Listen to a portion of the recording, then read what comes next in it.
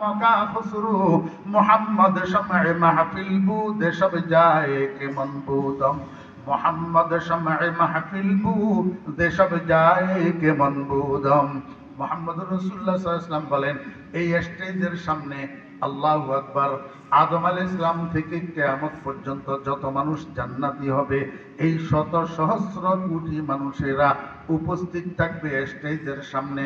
শ্রোতা হিসাবে দুই ভাগে ভাগ করা থাকবে, ফার্স্ট ক্লাস আর সেকেন্ড ক্লাস। ফার্স্ট ক্লাসের শ্রোতাদের জন্য প্রত্যেকের জন্য একটা একটা স্বর্ণের চেয়ার দেওয়া হবে, স্বর্ণের চেয়ার, স্বর্ণের কুরসি। আর সেকেন্ড ক্লাসের জান্নাতীদের জন্য মেশক আম্বরের পাহাড় বানাইয়া দেওয়া হবে। দোতলায় উঠার যে সিঁড়ি আপনারা ব্যবহার করেন, এরকম দাপে দাপে দাপে দাপে মেশক আম্বরের পাহাড় বানাইয়া দেওয়া হবে। সর্বোচ্চ দাপের জান্নাতীরা যেন সমানভাবে জান্নাতের মঞ্চের কার্যক্রমগুলা উপভোগ করতে পারে। আমার ভাইরা দোস্ত, লম্বা ঘটনা, সেটা বোঝানো আমার উদ্দেশ্য না। আমার উদ্দেশ্য হলো জান্নাতের এই মাহফিলের কার্যক্রম কি হবে। দোস্ত আহবাবেরা, জান্নাতের এই মাহফিল, আল্লাহু আকবার, সর্বপ্রথম সূচনা হবে কি দিয়া? শরাবে তাহুর দিয়া। কি দিয়া? সাকাহুম রাব্বুহুম শারাবান তাহুরা। আল্লাহ পাকের বানানো জান্নাতীদের খেদমতের জন্য তিনটা চির বালক দল থাকবে। তিনটা চির বালক দল থাকবে। এদের এক নাম হলো বিলদানে মুখাল্লাদুন, আরেক নাম হলো গিলমান। এদের বয়স প্রত্যেকের 10 বছর হবে। সেম টু সেম চির বালক দল। এরা 3 দলে বিভক্ত থাকবে। এক দলের কাছে ড্রাম থাকবে, আরেক দলের কাছে জগ থাকবে, আরেক দলের কাছে গ্লাস থাকবে। ড্রামওয়ালারা জগওয়ালাদের জগ ভর্তি করে দিবে, জগওয়ালারা গ্লাসওয়ালাদের গ্লাস ভর্তি করে দিবে। আর গ্লাসওয়ালারা কাতারে কাতারে লাইনে লাইনে এক একজন জান্নাতীর হাতে এক একটা শরাবে তাহুরের গ্লাস ধরাইয়া দিবে। আর বেশি বলার আজকে সুযোগ নেই। আমার ভাইরা দোস্ত বাপ, এই শরাবে তাহুরের পরিবেশন কতক্ষণ চলবে? আল্লাহ পাক রব্বুল আলামিন বেহেশতের এই মাহফিলের কার্যক্রমের প্রারম্ভে, কার্যক্রমের উদ্বোধন লগ্নে ডাক দিবেন আল্লাহর বানানো ফেরেশতা হযরত ইসরাফিল আলাইহিস সালামকে। ইসরাফিল আলাইহিস সালামকে বলবেন, ও ইসরাফিল, কোথায় তুমি? ইসরাফিল আলাইহিস সালাম জবাব দিবেন, লাব্বাইক ওয়া সাদাইক ইয়া রাব্বি, হে রব, আমি তো আছি, আমাকে কেন ডাকতেছেন? আল্লাহ পাক বলবেন, ইসরাইল, আসো, তুমি স্টেজের কোণায় আসো। স্টেজের কোণায় আসি, তোমার সুললিত কণ্ঠে আমার জান্নাতি বান্দাদেরকে একটা হামদে বাড়ি পরিবেশন করে শোনাও। আল্লাহ পাকের পক্ষ থেকে আদেশ প্রাপ্ত হইয়া হযরত ইসরাফিল আলাইহিস সালাম সুললিত কণ্ঠে আরবি ভাষার হামদে বাড়ি পরিবেশন শুরু করবে। কতক্ষণ চলবে হামদে বাড়ির পরিবেশন? যতক্ষণ চলবে শরাবে তাহুরের পরিবেশন। কতক্ষণ চলবে শরাবে তাহুরের পরিবেশন? যতক্ষণ চলবে হামদে বাড়ির পরিবেশন। আমার ভাইরা দোস্ত বাপ, যখন হযরত ইসরাফিল আলাইহিস সালামের হামদে বাড়ি পরিবেশন শেষ হবে, এবার আল্লাহ পাক রব্বুল আলামিন ডাক দিবেন আল্লাহর নবী হযরত দাউদ আলাইহিস সালামকে। বলবেন, ও দাউদ, কোথায় তুমি? দাউদ আলাইহিস সালাম বলবেন, লাব্বাইক ওয়া সাদাইক ইয়া রাব্বি, আমি তো হাজির আছি, আয় আমার রব। আল্লাহ পাক বলবেন, দাউদ স্টেজের কোণায় আসো। দাউদ আলাইহিস সালাম স্টেজের কোণায় আসবে। বলবেন, ও দাউদ, তোমাকে আমি একটু সুললিত কণ্ঠ দিয়েছিলাম, তোমার কণ্ঠে জবুর কিতাবের তেলাওয়াত শোনার জন্য আকাশের উড়ন্ত পাখিগুলা তোমার ঘরের চালের উপরে বসে থাকতো, ওই নদীর মাছগুলা নদীর কিনারায় কিনারায় বসে থাকতো। তোমার কণ্ঠে জবুরের তেলাওয়াত এত সুন্দর, তোমার সেই সুললিত কণ্ঠ আমার বন্ধুর উম্মতেরা দেরিতে দুনিয়াতে আসার কারণে শুনতে পায় নাই। আজকে আমার বন্ধুর উপরে আমার যে কালাম নাজিল হয়েছিল দুনিয়াতে, সেই কালামুল্লাহ থেকে একটা সূরা, সূরা তাহা, তুমি একটু তেলাওয়াত করি আমার জান্নাতি বান্দাদেরকে শুনাইয়া দাও। আল্লাহ পাকের হুকুমের সাথে সাথে দাউদ আলাইহিস সালাম 30 পারা কোরআনের হাফেজ হইয়া যাবে। আর সেখান থেকে সূরা তাহা শুরু থেকে শেষ পর্যন্ত তেলাওয়াত করে জান্নাতি মানুষদেরকে শুনাইতে থাকবে। সুবহানাল্লাহ। যখন দাউদ আলাইহিস সালামের তেলাওয়াত শেষ হবে, এবার আল্লাহ পাকের বাম পাশে বসা প্রধান অতিথির আসন অলঙ্কৃতকারী মুহাম্মদুর রাসূলুল্লাহ সাল্লাল্লাহু আলাইহি ওয়াসাল্লামের দিকে তাকাবেন রব্বুল আলামিন। বলবেন বন্ধু আমার কোরআনের জন্য দাউদ কষ্ট করে নাই, আমার কোরআনের জন্য দাউদের দাঁত ভাঙে নাই, আমার কোরআনের জন্য দাউদের শরীর পাথরের আঘাতে জর্জরিত হয় নাই, আমার কোরআনের জন্য দাউদ উপবাস কাটে নাই। আপনি কষ্ট করেছেন আমার কোরআনের জন্য, আপনার মুখে আমার কোরআনের তেলাওয়াত যত সুন্দর লাগবে আর কেউ তত সুন্দর করে তেলাওয়াত করতে পারবে না। বন্ধু, সর্বোচ্চ কথা, আপনাকে যেই কণ্ঠস্বর আমি দিয়েছি এই কণ্ঠস্বর কোনো ফেরেশতাকে দেই নাই, পূর্ববর্তী কোনো নবী রাসূলকে দেই নাই। আমার সৃষ্টি করা মানুষদের মধ্যে, আমার সৃষ্টি করা ফেরেশতাদের মধ্যে, জিন ইনসানের মধ্যে, ফেরেশতাদের মধ্যে, সমস্ত মাখলুকের মধ্যে আপনার চেয়ে সুন্দর কণ্ঠের অধিকারী আমি আর কাউকে বানাই না। বন্ধু আজকে আপনি আপনার সেই সুললিত কণ্ঠে আমার কোরআনের মধ্যে আপনার নামের দ্বারাই শুরু করা একটা সূরা আছে, সেই সূরাটা গোটা কোরআন শরীফের হাট কলবুল কোরআনে সূরাতু ইয়াসিন, সেই সূরা ইয়াসিনটা একটু তেলাওয়াত করি, আপনি আমার বান্দাদেরকে একটু শোনান। আল্লাহ পাকের হুকুম পাইয়া মুহাম্মদুর রাসূলুল্লাহ সাল্লাল্লাহু আলাইহি ওয়াসাল্লাম নবীজির সুললিত কণ্ঠে আমার ভাইরা সূরা ইয়াসিনের শুরু থেকে শেষ পর্যন্ত তেলাওয়াত করে জান্নাতি মানুষদেরকে শোনাবেন। হযরত জাবের রাদিয়াল্লাহু আনহু থেকে হাদিস বর্ণিত, জাবের রাদিয়াল্লাহু আনহু বলেন, মিনার ময়দানের মধ্যে রাসূল আকরাম সাল্লাল্লাহু আলাইহি ওয়াসাল্লাম নবীজির সাওয়ারের উপরে বসা, একদিকে যাইতেছে, আমি যে নবীজির পিছনে পিছনে আছি এটা নবীজি জানে না, আমি নবীজির পিছনে পিছনে যাইতেছি, নবীজির সামনে সামনে যাইতেছে। এমত অবস্থায় গুনগুন গুনগুন করি রাহমাতুল লিল আলামিন কোরআনে কারীম তার তিলের সাথে তেলাওয়াত করতেছে কারি সাহেবদের মতো। এখন কারি সাহেবদের তেলাওয়াত শুননি আপনারা? আল্লাহু আকবার। ইদি শাবানের কেরাত শুনলে আমি নিজেও তো ঠিক দেখতে পারি। ওরে বাপ রে বাপ, একদূর লম্বা নিঃশ্বাস কেমনে মানুষের থাকে কারি ইদি শাবান। এই জন্য আমি বলি স্কুল কলেজের ছাত্ররা, রাজনীতি করে যে আমার ছোট ভাইয়েরা, বেটা রাস্তা দিয়ে হাঁটতে হাঁটতে গুনগুন গুনগুন করি খালি সোনা বন্ধুর গান গাইস কেন, শুধু সোনা বন্ধুর গান শুনিস কেন? কোরআনে কারীমের তেলাওয়াত শুন। এই ইউটিউবের ভিতরে যেরকম সোনা বন্ধুর গান আছে এরকম ইন্টারন্যাশনাল কারি সাহেবদের কেরাত তো আসে, সেটা বাইর করি একটু শুনি, দেখিস না মজা লাগে না না লাগে? আল্লাহু আকবার। আমার কাছে এখন সময় নাই, আমিও কিন্তু কারি, আমি কেরাত করছি মুস্তাকের এই ব্রাহ্মণবাড়িয়ার জালসুকা তাজবিদুল কোরআন মাদ্রাসায়, নইলে আপনাদেরকে একটু টানি শুনাইতাম। এটা বয়ানের মধ্যে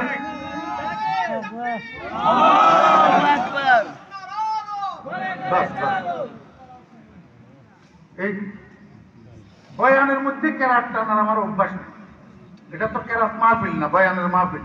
শুধু কেরাত না, বয়ানের মধ্যে আজে বাজে কথা বলার, গান টানার, সঙ্গীত গাওয়ার, এগুলো আমাদের আকাবেরিনদের অভ্যাসও ছিল না, আমাদের অভ্যাসও নাই। না হলে আমি আপনাদেরকে একটু টানি এখন শুনাইতাম। হ্যাঁ, কারি সাহেবদের কেরাত। রাসূল আকরাম সাল্লাল্লাহু আলাইহি ওয়াসাল্লাম যখন জান্নাতের মধ্যে সূরা ইয়াসিন তেলাওয়াত করবেন তখন পরিবেশটা কেমন হবে একটু চিন্তা করেন তো। কেমন হবে পরিবেশটা? আল্লাহু আকবার। জান্নাতে রাসূল আকরাম সাল্লাল্লাহু আলাইহি ওয়াসাল্লামের কণ্ঠে সূরা ইয়াসিনের তেলাওয়াত শোনার আগ্রহ আছে আমাদের? কার কার আছে হাত উঠান। আল্লাহ কবুল ফরমান, আমিন। হাত নামান। শুনেন, এমনি কলা খাইবানি, চুলি দিবানি, চুলি দিবা বুঝেন? বুঝেন? সিলি সিলি দিবানি, হ্যাঁ, কলা খাইবানি, সিলি দিবানি, এমনি জান্নাতে রাসূলের কণ্ঠে তেলাওয়াত শুনবানি, শুনমু, রাসূলের আদর্শ মানবানি না, সেটা পারবো না। রাসূলের আদর্শ মানবানি সেটা পারবো না। রাসূলের আদর্শ যদি মানো তাহলে মুসলমানের বাচ্চারা দুর্গা পূজায় কেমনে যাও? হ্যাঁ, 4-5 দিন আগে একটা হিন্দু ফেসবুকের মধ্যে পোস্ট করছে, আপনাদের কেউ দেখছেন কিনা আমি জানি না। একটা হিন্দু ফেসবুকের মধ্যে পোস্ট করছে, এই মুসলমান, তোদের যদি লজ্জা থাকে, আমরা তো তোদের গরু জবাইয়ের অনুষ্ঠানের তামাশা দেখার জন্য যাই না, আমরা তো তোদের ঈদের জামাতের তামাশা দেখার জন্য যাই না, তোদের যদি লজ্জা থাকে তোরা আমাদের পূজার অনুষ্ঠানে কেন আসি ডিস্টার্ব করিস? কে লিখছে? হিন্দু। আরো লিখছে, এই মুসলমান, তোরা যে স্লোগান দিস ধর্ম যার যার উৎসব সবার, তোদের এই স্লোগানটা ঠিক না, আসল স্লোগান হলো ধর্ম যার যার উৎসব তার তার। কে লিখছে? হিন্দু লিখছে হিন্দু। ও মুসলমান ভাইরা, দোস্তা বাবেরা, আপনি যেই হন না কেন, আপনি যেই হন না কেন, যত বড় আর যত ছোট হন না কেন, আমি কারোর নাম ধরবো না, আপনি যেই হন না কেন, দুর্গা পূজায় যাওয়ার আপনার জন্য অনুমতি নাই, দুর্গা পূজায় যাইয়া বসার আপনার জন্য অনুমতি নাই, দুর্গা পূজায় যাইয়া এক সেকেন্ডের জন্য তাদের নৃত্য উপভোগ করা আপনার জন্য অনুমতি নাই, দুর্গা পূজায় যাইয়া তাদেরকে শুভেচ্ছা জানানো আপনার জন্য অনুমতি নাই। আসেনি অনুমতি? ওর পেশাব দিয়ে পায়খানা ধোয়া যায়নি, পেশাব দিয়ে পায়খানা, ও বেদাতে হাজাত নাই, বেদাতে হাজাত নাই। আপনি বেদাত করে যদি বেদাত দূর করতে চান, কিয়ামতের দিন পর্যন্ত বেদাত দূর হবে না। মুসলমানের সন্তানেরা, এরপরেও যদি আমাদের দায়িত্ব আমরা পুরা করতেছি, এরপরেও যদি মুসলমানের সন্তানেরা দুর্গা পূজা যাও, বুঝতে হবে তোমার কাছে শরম নাই, বুঝতে হবে তোমার মধ্যে রাসূলের আদর্শ নাই, তাহলে মরার পরে তোমারে কবরে রাখার সময় বলার দরকার বিসমিল্লাহ ওয়া আলা মিল্লাতিল হুনুদ। মনে কষ্ট গেলে আমার মাফ করে দিয়ে, বিসমিল্লাহ ওয়া আলা মিল্লাতে রাসূলিল্লাহ কই না, বিসমিল্লাহ ওয়া আলা মিল্লাতে রাসূলিল্লাহ অর্থ কি? আব্বা, ও আব্বা, ও দাদা, ও ভাই, ও নেতা, আমনেরে কবরে রাখতেছি আল্লাহর নামের সাথে এবং রাসূলের আদর্শের উপর, আল্লাহর নামের সাথে এবং রাসূলের আদর্শের উপর। কারণ আল্লাহ ছাড়া এই কবরে ফেরেশতার মাইরের থেকে বাঁচানোর মতো আর কেউ নাই। আর আল্লাহ আপনারে ওই সময় বাঁচাবে যখন আপনার সাথে রাসূলের আদর্শ মোতাবেক আচরণ করা হবে। অদুস্ত, আপনার জীবদ্দশায় রাসূলের আদর্শের সাথে যদি আপনার সম্পর্ক না থাকে, 1 কোটি মানুষে আপনারে বিসমিল্লাহ ওয়া আলা মিল্লাতে রাসূলিল্লাহ কই কবরে তুইলে ফেরেশতার লাথি মাফ হবে? ফেরেশতার লাথি মাফ হবে? এই জন্য জিন্দা থাকতে সোজা হইয়া মরেন, মরিয়া সোজা হইলে কোনো লাভ নাই। জিন্দা থাকতে রাসূলের আদর্শের উপরে উঠেন, মরিয়া মিল্লাত রাসূলের উপরে দাফন হইলে কোনো লাভ না। तुकु जाओ सुन्नते अहमद कुजा, तुकु जाओ सुन्नते अहमद कुजा, বা মুহাম্মদ কাইশাওয়াদ নিসবত তোরা। আমার ভাইরা, জান্নাতে মুহাম্মদুর রাসূলুল্লাহ সাল্লাল্লাহু আলাইহি ওয়াসাল্লামের সুললিত কণ্ঠে সূরা ইয়াসিনের তেলাওয়াত যদি শুনতে চান, তাহলে দুনিয়াতে অবশ্যই চলনে বলনে করণে শয়নে স্বপনে মুহাম্মদুর রাসূলুল্লাহ সাল্লাল্লাহু আলাইহি ওয়াসাল্লামের আদর্শের উপরে উঠতে হবে। দাদা বাবুর আদর্শের উপরে উঠলে চলবে না, জর্জ ডব্লিউ বুশের আদর্শের উপরে উঠলে চলবে না, ওই ডোনাল্ড ট্রাম্পের আদর্শ লালন করলে চলবে না।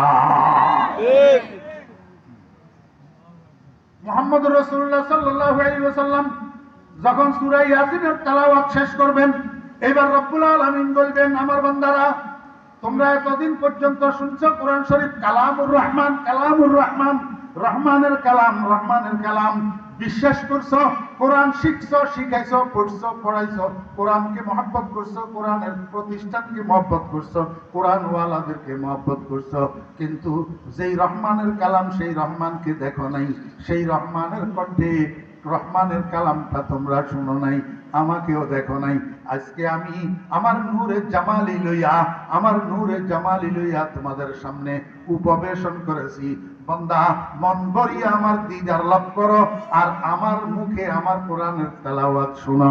আল্লাহ পাক বলে, সেদিন সূরাতুর রহমান জিনাতুল কোরআন, কোরআনে কারীমের অলংকার হিসাবে আখ্যায়িত সূরাতুর রহমান শুরু থেকে শেষ পর্যন্ত খুদ রব্বুল আলামিন নিজে তেলাওয়াত করবেন। কেমনে শুরু করবেন? কেমনে কেমনে? আমরা তো সূরা রহমানের তেলাওয়াত শুরু করি, আর রহমান আল্লামাল কোরআন। সেদিন রব্বুল আলামিন শুরু দিয়ে আরেকটা শব্দ বাড়াই দিবেন, আরবি শব্দ আনা। আনা, আনা শব্দের অর্থ হলো আমি। আনা শব্দের অর্থ কি? আমি। আল্লাহ পাক নিজের দিকে এইভাবে ইঙ্গিত করে বলবেন, আনার রহমান। ও আমার বান্দারা, আমি রহমান, আমি রহমান। আল্লামাল কোরআন, আমি কোরআন শিক্ষা দিয়েছিলাম আমার বন্ধুকে, কোরআন শিক্ষা আমি দিয়েছিলাম, আমি রহমান। বুঝে থাকলে বলুন, স্বয়ং রব্বুল আলামিন নিজের কালাম নিজে যখন তেলাওয়াত করা শুরু করবেন, জান্নাতি মানুষেরা হুঁশ হারা হইয়া যাবে, দিক জ্ঞান শূন্য হইয়া যাবে। রাসূল আরবি সাল্লাল্লাহু আলাইহি ওয়াসাল্লাম সাহাবীদের সামনে যখন এই বর্ণনা দিচ্ছিলেন, সাহাবী একজন দাঁড়াইয়া কয়, ইয়া রাসূলুল্লাহ, বুঝলাম সব ঘটনা, কিন্তু আমার একটা জানার বিষয় আছে। নবীজি কয়, কি জানার বিষয়? কয়, ইয়া রাসূলুল্লাহ, জান্নাতের এই মাহফিলটা তো ছোট মোটো মাহফিল না। আদম আলাইহিস সালাম থেকে কিয়ামত পর্যন্ত যত মানুষ জান্নাতবাসী হবে, এদের সংখ্যা তো শত সহস্র কোটি ছাড়াইয়া যাবে। এই শত সহস্র কোটি মানুষের এই সমাবেশটার মধ্যে আলোকসজ্জার ব্যবস্থা কি হবে, বাতির ব্যবস্থা কি হবে, আলো আসবে কোথার থেকে? মুহাম্মদুর রাসূলুল্লাহ সাল্লাল্লাহু আলাইহি ওয়াসাল্লাম কয়, আমার সাহাবী বুঝলা না বুঝি, সেখানে আলাদা কোনো লাইটের ব্যবস্থা থাকবে না, আলাদা কোনো বাতির ব্যবস্থা থাকবে না। এই শত সহস্র কোটি মানুষের মাহফিলটা আমি মুহাম্মদুর রাসূলুল্লাহ সাল্লাল্লাহু আলাইহি ওয়াসাল্লামের চেহারার আলোর দ্বারা আলোকিত হইয়া থাকবে। সুবহানাল্লাহ। खुदा खुद मेरे महफिल बूद अंदर ला मका खुसरू, खुदा खुद मेरे महफिल बूद अंदर ला मका खुसरू, मोहम्मद शम्अ महफिल बूद सब जाए के मन बुदम। আমার ভাইরা দোস্ত বাপ, আমি আপনাদেরকে বুঝাইতে চেয়েছিলাম, ওর সারা দুনিয়ার সমস্ত মাখলুক যেই পরিমাণ সৌন্দর্য আর রূপের মালিক হইছে, এই সবগুলার একসাথ করলে যেই পরিমাণ হয়, পুরাটার মালিক একা মুহাম্মদুর রাসূলুল্লাহ সাল্লাল্লাহু আলাইহি ওয়াসাল্লাম। কিন্তু নবীজির রূপ আর সৌন্দর্যকে দুনিয়াতে বিকশিত হতে দেন নাই রব্বুল আলামিন। নবীজির পরিপূর্ণ রূপের বিকশিত হবে কোথায়? জান্নাতের মাহফিলে, জান্নাতের স্টেজ থেকে নবীজির চেহারার আলোর দ্বারা গোটা মাহফিলটা আলোকিত হইয়া থাকবে, আলাদা কোনো লাইটের ব্যবস্থা থাকবে না। সুবহানাল্লাহ। এই জন্য আল্লাহর আশিকেরা কয়, খেয়ালে আর বাবা শুধু মুহাম্মদ, জামালে দিলবরা বা শুধু মুহাম্মদ, ফলকেরা রূহ জাবা শুধু মুহাম্মদ, জমিরা ইসুশা বা শুধু মুহাম্মদ, চেরামি তরসিয়ায়ে মজহর সে মাহশর, কিয়ারত বেগুমা বা শুধু মুহাম্মদ। আমি আপনাদেরকে বুঝাইতে চেয়েছিলাম, হযরত ইউসুফ আলাইহিস সালাম আল্লাহ পাকের সৃষ্ট সৌন্দর্যের একাই অর্ধেকের মালিক, একাই অর্ধেকের মালিক, রাসূলুল্লাহ সাল্লাল্লাহু আলাইহি ওয়াসাল্লামের থেকে কম। কিন্তু এমনি ইউসুফ আলাইহিস সালামের সৌন্দর্যের পরিমাণ অত্যাধিক, অধিক না কম? অধিক, অত্যাধিক, অধিক। আল্লাহু আকবার। অর্ধেক সৃষ্টির অর্ধেক সৌন্দর্য একা দিয়ে আল্লাহ পাক ইউসুফ আলাইহিস সালামকে বানাইছেন। এই সৌন্দর্য এটা ইউসুফ আলাইহিস সালামের জন্য কাল হইয়া গেছে। এই অধিক সৌন্দর্যের মালিক হওয়ার কারণে চেহারা চন্দ্র থেকে সূর্য, চন্দ্র থেকে সুন্দর, সূর্য থেকে সুন্দর। এখন এইটা বাইরের জন্য হিংসার কারণ হইয়া গেছে। এই দুই কারণে ইউসুফ আলাইহিস সালামের ভাইয়েরা ইউসুফ আলাইহিস সালামকে হিংসা করত। ইউসুফ আলাইহিস সালামকে কি করত? হিংসার বশীভূত হইয়া তারা ঐক্যবদ্ধ হয়েছে ইউসুফ আলাইহিস সালামকে মেরে ফেলবে। ইউসুফ আলাইহিস সালামকে কি করবে? মেরে ফেলবে। এখন কেমনে মারবে? ইউসুফ আলাইহিস সালামের তো হযরত ইয়াকুব আলাইহিস সালাম চোখে চোখে চোখে চোখে রাখে, বাপের চোখের নজরের আড়ালে যাইতে দেয় না। এখন ভাইয়েরা সব একসাথে হইয়া বাপের কাছে গেছে, যাইতে ইউসুফের সাথে করে নিয়ে গেছে। যাইয়া কয়, আব্বা, আমরা মাঠে খেলাধুলা করার জন্য যাই, আমাদের ছোট ভাই ইউসুফ একা একা বাড়িতে ঘরে বসে থাকে মন মরা হইয়া, কেমন লাগে তার কাছে? আপনি যদি অনুমতি দিতেন, আমরা ইউসুফকে একটু খেলাধুলা করার জন্য আমাদের সাথে নিয়ে যেতাম মাঠে খেলার জন্য। ইয়াকুব আলাইহিস সালাম কয়, বুঝি তোমরা ষড়যন্ত্রের জায়গা পাও না? ইউসুফের নিয়ে যাবে খেলার জন্য মাঠে? না, এটার অনুমতি দেওয়া যাবে না। ইউসুফ আলাইহিস সালাম কয়, আব্বা, অসুবিধা কি? ভাইয়ারা যখন এমন করেই বলতেছে, তাহলে আপনি একটু অনুমতি দেন না। ঘরে একা একা বসে থাকতে, বাড়িতে একা একা বসে থাকতে আমারও ভালো লাগে না। ইয়াকুব আলাইহিস সালাম কয়, বেটা, বুঝলা না তুমি এদেরকে চিনো না, আমি এদের রগরেশা পর্যন্ত চিনি। এরা তোমাকে শুধু খেলার নামে দিতেছে না, এদের অন্য কোনো মতলব আছে। আচ্ছা, যাই হোক, তুমি যখন যাইতে চাইতেছ, তাহলে অনুমতি দিলাম, যাও। অনুমতি দিলাম। আমার ভাইয়েরা, দোস্ত বাবেরা, খেলার নামে ইউসুফ আলাইহিস সালামের ভাইয়েরা ওই দূরবর্তী এক মাঠে নিয়ে গেছে। সেইখানে নিয়ে এই অবুজ ইউসুফকে এক পাশে দাঁড় করাইয়া এবার পরামর্শ করার জন্য বসছে। একজনে কয়, উকতুলুহু, জবাই করে দিন। করি দে, জবাই করি দে। আরেকজনে কয় না, মায়ের পেটের না হইলেও বাপের পিঠের ভাই, এইভাবে চেহারার দিকে তাকাইয়া তাকাইয়া জবাই করা যাবে না। বরং যদি তোরা ইউসুফকে মেরে ফেলতে চাস, তাহলে আমার একটা পরামর্শ ধর। এখানে পাশে একটা কূপ আছে, গভীর 70 গজ গভীর, 70 গজ, অর্থাৎ 140 হাত। এবার 140 হাতে কত ফুট হয় আপনারা ক্যালকুলেটরে হিসাব করে বাইর করেন। 140 হাত গভীর কূপ। এক ভাইয়ে কয়, যদি তোমরা ইউসুফকে হত্যাই করতে চাও, তাহলে এইভাবে সামনাসামনি জবাই করিও না, বরং ওই কূপের মধ্যে নিয়ে ফেলে দাও। যদি কূপের মধ্যে ফেলে দাও, গভীর কূপের তলায় ইউসুফ মরিয়া ফুঁসিয়া যাবে, আর কোনোদিন উপরে আসতে পারবে না। আমার ভাইয়েরা, দোস্ত আবাব, যেই পরামর্শ সেই সিদ্ধান্ত, সবাই এই সিদ্ধান্ত মানি নিছে। হযরত ইউসুফ আলাইহিস সালামকে কূপের মধ্যে ফেলে দেওয়া হবে। দুই একজন ভাই একটু নিষ্ঠুর তবিয়তের ছিল, নিষ্ঠুর তবিয়তে 7 বছরের বালক ইউসুফকে মারধর শুরু করছে, ধাক্কা দেওয়া, ঘুষি দেওয়া, কিল দেওয়া, এগুলা করতে শুরু করছে। ওই অবুজ ইউসুফ ভাইদের দিকে তাকাইয়া ফেল ফেল করে কাঁদে, আর আব্বা আব্বা করে চিৎকার দেয়। ইউসুফ বুঝি কুলাই উঠতে পারে না, এত মায়া মোহাম্মত দেখাইয়া আমাকে খেলার নাম করি বাইরা আনলো, এখন আবার আমার নাকের উপরে ঘুষি দিয়া আমার নাক কেন ফাটাইলো, আমার রক্ত কেন ঝরে। ইউসুফ বুঝি কুলাই উঠতে পারে না। অবুজ ইউসুফ খালি আব্বা আব্বা করিয়া করিয়া ডাকে। মাঝে মাঝে হযরত ইউসুফ আলাইহিস সালামকে নিয়ে গেছে কূপের ধারে। এবার একজনের পাজা কোলা করি হযরত ইউসুফ আলাইহিস সালামকে উপরের দিকে উঠাইয়া কূপের মুখের মধ্যে ছাড়ি দিছে। ওই অবুজ ইউসুফ 7 বছরের বালক কূপের নিচের দিকে যাওয়া শুরু হয়েছে। যখন অর্ধেক পর্যন্ত গেছে, আল্লাহ পাক রব্বুল আলামিন আরশে আজিম থেকে সব তাকাইয়া তাকাইয়া দেখতেছে। আল্লাহ পাক জিব্রাইলকে ডাকছে, ও জিব্রাইল এদিকে আসো তাড়াতাড়ি দ্রুত। ওই কানানের কূপের মধ্যে ওই জালেম ইউসুফের ভাইয়েরা ইউসুফকে কূপের মধ্যে ফেলে দিয়েছে, তুমি একটু তাড়াতাড়ি বেহেশতে যাও, বেহেশতের থেকে একটা স্বর্ণের কুরসি নিয়ে আসো, কুরসিটা লইয়া ওই কূপের মধ্যে যাও, আর আমার ইউসুফের নিচে দিয়া ধরিয়া ইউসুফকে কুরসির উপরে বসাইয়া আস্তে আস্তে আস্তে আস্তে কূপের তলায় নিয়ে নামাইয়া বসাও।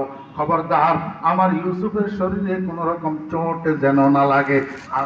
আমি কূপের পানিকে হুকুম করে দিছি, যতটুক জায়গার মধ্যে ইউসুফ বসা থাকবে ততটুক জায়গার মধ্যে পানি থাকবে না, ইউসুফের চতুর্দিক শুকনা হইয়া যাবে, শুকনা। আর বাকি যেই পানিগুলা আগের থেকে লবণাক্ত ছিল, আজকে আমার ইউসুফের উসিলায় আমি ওই পানিগুলাকে মিঠা পানিতে পরিণত করে দিলাম। তুমি জিব্রাইলকে আমি নির্দেশ দিতেছি, যতক্ষণ পর্যন্ত আমার ইউসুফ এই কূপের থেকে উদ্ধার না হবে, ততক্ষণ পর্যন্ত আমার ইউসুফকে কূপের তলায় একা রাখিয়া তুমি জিব্রাইল আসতে পারিবা না। তাহলে আমার ইউসুফ অন্ধকার কূপের তলায় একা একিত্ব বোধ করিয়া, নিঃসঙ্গ বোধ করিয়া আমার ইউসুফ পেরেশান হইয়া যাবে।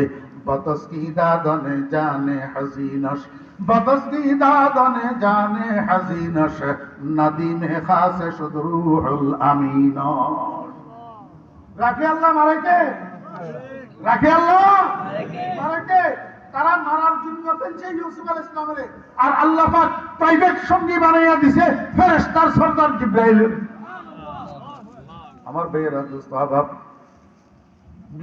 মিশর শহরের একটা বাণিজ্যিক দল, ব্যবসায়িক দল, তৎকালীন যুগের ব্যবসায়িক কেন্দ্র ছিল মুলকে শাম, বর্তমানের সিরিয়া। এটা গোটা পৃথিবীর বাণিজ্যিক কেন্দ্র ছিল, পাইকারি মাল বিক্রি হইতো। গোটা পৃথিবীর বণিকেরা মিশর সিরিয়া থেকে যাইয়া পাইকারি মাল নিয়ে আসতো, বিভিন্ন শহরে বিক্রি করত। তো মিশরের ব্যবসায়ী কতগুলা দলবদ্ধ হইয়া সিরিয়া গেছে মুলকে শাম মাল খরিদ করে আনার জন্য। সেখান থেকে ওটের মধ্যে, ঘোড়ার মধ্যে মাল বোঝাই করি আবার মিশরের দিকে রওনা দিছে। অর্ধেক রাস্তা যখন আসছে, মরুভূমিত পানির পিপাসায় সবাই কাতর হইয়া গেছে, পরামর্শ করতেছে পানি কোথায় পাওয়া যাবে। একজনে কয়, আমার জানা মতে এখানে একটা কূপ আছে, তবে এই কূপের পানি কিন্তু লোনা পানি। বাকিরা কয় লোনা পানি হলে অসুবিধা নাই, একবার জান বাঁচাই, এখানে যাত্রা বিরতি করো, ঘোড়াগুলারে মুখগুলারে একটু পানি পান করাই, নিজেরা একটু পানি পান করি। যেই কথা সেই কাজ, যাত্রা বিরতি করছে। একজনের ডোলের মধ্যে রশি বান্ধি, চামড়ার ডোল, ডোলের মধ্যে রশি বান্ধি আল্লাহু আকবার কূপের মধ্যে নিক্ষেপ করছে পানি উঠানোর জন্য। আল্লাহ পাক রব্বুল আলামিন জিবরাইলের কয়, ও জিবরাইল, এই সুবর্ণ সুযোগ হাতছাড়া করা যাবে না। আমার ইউসুফকে তুমি ফাজা গোলা করি এই ডোলের মধ্যে বসাইয়া দাও। জিবরাইল আলাইহিস সালাম হযরত ইউসুফকে ফাজা গোলা করি এই ডোলের মধ্যে বসাইয়া দিছে। উপর থেকে ওই বাণিজ্যিক দলের সদস্য ব্যবসায়ীটা দোলের রশি উপরের দিকে টানে আর মনে মনে কয়, কিরে, এই ডোল দিয়া জীবনে কত পানি উঠাইলাম, কোনোদিন তো এরকম ওজন মনে হয় নাই, আজকে ডোলটা এত ওজন মনে হয় কেন? বড় কষ্ট করি বেচারা ডোলের টারে টানি উপরের দিকে উঠাইছে। আল্লাহু আকবার। কূপের মুখের লেভেলের থেকে একটু নিচে থাকতে উপরের দিক সব আলোকিত হইয়া গেছে, সব আলোকিত হইয়া গেছে।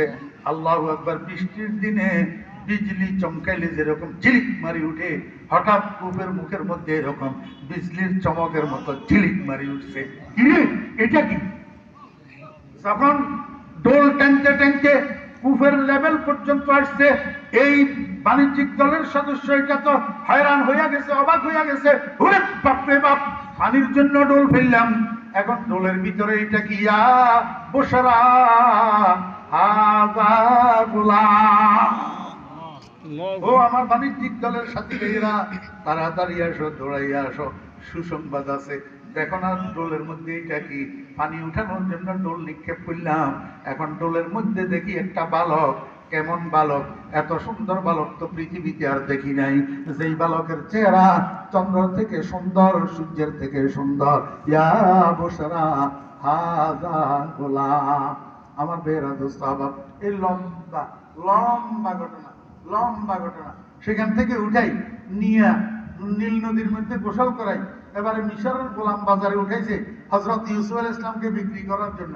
মালিরে দিয়া মিশরের বাজারের মধ্যে ডলফিটা, মালিয়ে ডলফিটে। মানুষ জিজ্ঞেস করে, ও মালি, ডলফিটাও কেন? মিশরের গোলাম বাজারে যাইয়া দেখো, ইব্রানি এক গোলাম বিক্রি হচ্ছে, চন্দ্র সূর্য থেকে সুন্দর। যদি খরিদ করতে চাও, টাকা পয়সা নিয়ে গেলে কাজ হবে না, হীরা জওহর মণিমুক্তা লইয়া মিশরের গোলাম বাজারে উপস্থিত হও। আমার বেয়েরা দোস্ত আবার ডোল ফিটাইতে ফিটাইতে মালিয়ে দেখে রাস্তার ফুটপাতের উপর দিয়া মহিলা দুজন সামনের দিকে হাঁটে।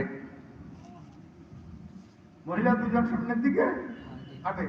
যখন এই মালিক ডোল ফিটাইতে ফিটাইতে মহিলা এগুলার বরাবরে আসছে, মহিলা দুজন বুড়ি দাঁড়াইছে।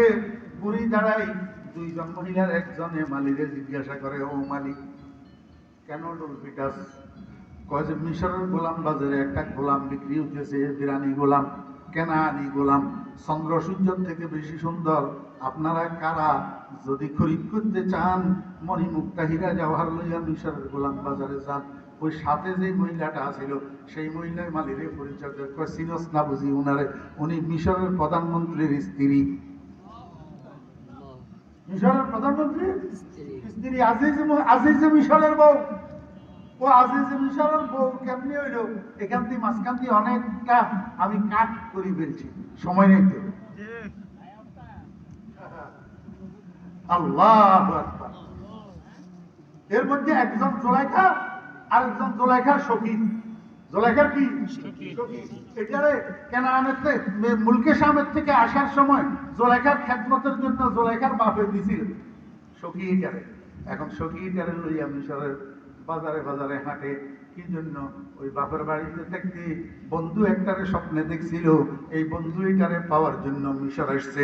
এখন মিশর আসি আজিজ মিশরের কাছে বিয়ে বসছে, কিন্তু আজিজ মিশরের চেহারা স্বপ্নে দেখা বন্ধুর চেহারার সাথে মিলে না। এই জন্য সখীরে লইয়া জোলাইখা প্রতিনিয়ত সকাল বিকাল মিশরের বাজারে বাজারে ঘুরে আর স্বপ্ন দেখা বন্ধু এটারে তালাশ করে। ঘুরতে ঘুরতে আজকে মালির কাছে খবর পাইল যে মিশরের গোলাম বাজারে গোলাম একটা বিক্রি হইতেছে, চন্দ্র সূর্য থেকে সুন্দর। এখন জোলেখা সখীরে কয়, ও জোলেখা, ও সখী, চল না দেখি আসি গোলাম কেমনে চন্দ্র সূর্য থেকে সুন্দর হয়, চল না একটু দেখি আসি, যাই একটু দেখি আসি। জোলেখা আসলে সেখানে গেলে বন্ধুর দেখা পাবে এটা কল্পনাও করে নাই, গেছে তো গোলাম দেখার জন্য। এখন গোলামের চতুর্দিকে মানুষ ভিড় করি, গোলামের মাঝখানে লইয়া দাঁড়ায় রয়েছে, বাইরের থেকে দেখা যায় না। জোলেখা মানুষের ছাটাই করি করি যখন ভিতরে যাইয়া ঢুকছে, হঠাৎ ইউসুফ আলাইহিস সালামের চেহারার উপরে যখন জুলাইখার নজর পড়ছে, হঠাৎ করে চিৎকার দিয়ে পড়ি বেহুশ হয়ে গেছে। বরফতাজ লজ্জাতে দিদার সাজহুশ, বরফতাজ লজ্জাতে দিদার সাজহুশ, শরাবে বেহুদি জাদাজ দিলশ জোশ। অনাকাঙ্ক্ষিত ভাবে স্বপ্নে দেখা বন্ধুরে যখন পাইছে, বন্ধুর চেহারার উপরে যখন নজর পড়ছে, জুলাইখা ওই ব্যথা মিশ্রিত আনন্দ আর বরদাস্ত করতে পারে নাই, দেখার সাথে সাথে পড়ি বেহুশ হইয়া গেছে।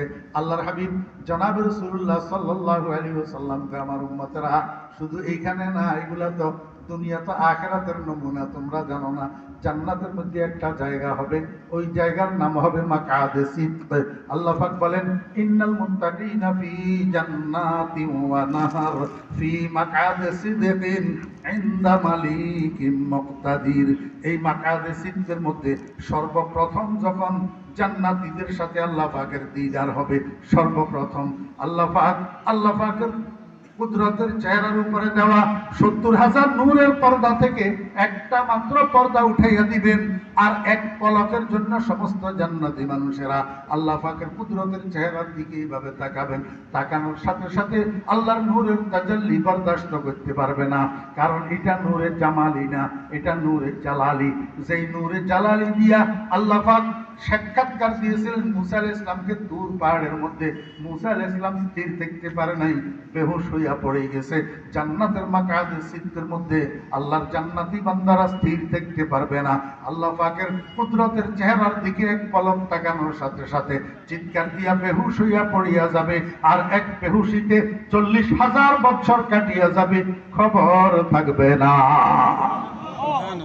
বরফতাজ লজ্জাতে দিদার সাজহুশ, শরাবে বেহুদি জাদাজ দিলশ জোশ। আমার পেরা দোস্ত বাবেরা, জুলাইখা আজিজে মিশরের কাছে বিয়ে করছে। কার কাছে? আজিজে মিশরের কাছে। ওই স্বপ্নে দেখা বন্ধু, স্বপ্নের মধ্যে জুলাইখার পরিচয় চাইছিল, তো পরিচয় দিয়েছে যে আমি আজিজে মিশর, মিশরের প্রধানমন্ত্রী। এই জন্য জুলাইখা আসি গেছে মিশর, এখন মিশরে আসি দেখে আজিজে মিশর তো পাওয়া গেছে, কিন্তু স্বপ্নে দেখা বন্ধু পাওয়া যায় নাই। সখীর পরামর্শে আজিজে মিশরের কাছে বিয়ে বসছে। বাসর ঘরে যাইয়া দেখে না মরদ, বাসর ঘরে যাইয়া দেখে কি बराहे जाहे घरचे तेज तगबूत, बराहे जाहे घरचे तेज तगबूत, बवक्ते कामरानी सुसे तेरगबूत। প্রত্যেকটাই গুলা হযরত জামি রহমতুল্লাহ আলাইহি শেয়ারের দ্বারা বর্ণিত। আমি সময়ের স্বল্পতার কারণে বলি যেতেছি শেয়ার ছাড়া, শুধু ঘটনা বলি যেতেছি। বাসর ঘরে যাইয়া দেখে নামরত। এখন এই নামরত স্বামীর গড় করবে কেন? একটা যুবতী মেয়ে নামরত স্বামীর গর্ব করবে কেন? কিন্তু জুলাইখা তো নামরত স্বামী, নামরত হওয়া সত্ত্বেও ছাড়ে না, কারণ জুলাইখার উদ্দেশ্য এটাকে স্বামী হিসাবে পাওয়া নয়, এটাকে সিঁড়ি হিসাবে ব্যবহার করা, আসল স্বপ্ন দেখা বন্ধুকে পাওয়ার জন্য। এই জন্য জুলাইখা স্বামীর সাথে উঠে, স্বামীর সাথে বসে, স্বামীর সাথে ঘুমায়, স্বামীর সাথে থাকে, স্বামীর সাথে খাওয়া দাওয়া করে। স্বামী হিসাবে উঠা বসা, খাওয়া দাওয়া, চলাফেরা সব স্বামীর সাথে করে, কিন্তু দিলের মধ্যে স্বামী এটার জায়গা নাই। দিলের মধ্যে কি নাদারত গায়রে ইউসুফ পর জবানস, নাবুদে গায়রে উ আরাম জানস, খেয়ালে রয়ে ইউসুফ ইয়ারে উবুদ, আনিসে খালওয়াতে আফকারে উবুদ।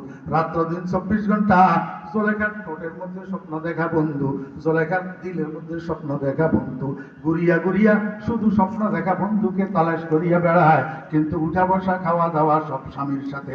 আল্লাহ কয়, বান্দা দুনিয়ার ভিতরে আমার ইমানদার বান্দা যারা, মুত্তাকি বান্দা যারা, আমার ওলি যারা, আমার আশেক যারা, এরাও এরকম মা বাপ ভাই বেরাদর আত্মীয় স্বজন বিবি বাচ্চা জায়গা জমি সবের সাথে একসাথে উঠা বসা খাওয়া দাওয়া চলাফেরা করে, কিন্তু এই মানুষগুলোর ভিতরে এদের জায়গা নাই, কোন দুনিয়াওয়ালার জায়গা নাই, কোন দুনিয়ার বস্তুর জায়গা নাই। এদের দিলের মধ্যে রাত্র দিন 24 ঘন্টা লা ইলাহা ইল্লাল্লাহ, লা ইলাহা ইল্লাল্লাহ মুহাম্মাদুর রাসূলুল্লাহ, আমি এই সর্বশেষ নসিহতটা আপনাদেরকে করি। আমার মুরব্বিয়ান একরাম, দোস্ত বাবারা, ভাইয়েরা, বন্ধুরা, উঠোকে বৈঠকে চলায় ফেরায় লা ইলাহা ইল্লাল্লাহ, লা ইলাহা ইল্লাল্লাহ। কারণ সব জিনিসের টাইম আছে, মৃত্যুর কোনো টাইম নাই। যেই মুহূর্তে আমার মৃত্যু আসবে সেই মুহূর্তে আমার মুখে যেন চালু থাকে লা ইলাহা ইল্লাল্লাহ। আল্লাহর হাবিব বলেন, মান কানা আখিরু কালামিহি লা ইলাহা ইল্লাল্লাহ দাখালাল জান্নাহ। মৃত্যুর সময় শেষ কথা যদি লা ইলাহা ইল্লাল্লাহ হয়, কিয়ামতের ময়দানে কোনো হিসাব নিকাশ নাই, বিনা হিসাবে সোজা জান্নাত। সুবহানাল্লাহ। ওয়া আখিরু দাওয়ানা আনিল হামদুলিল্লাহি রাব্বিল আলামিন ওয়া সাল্লাল্লাহু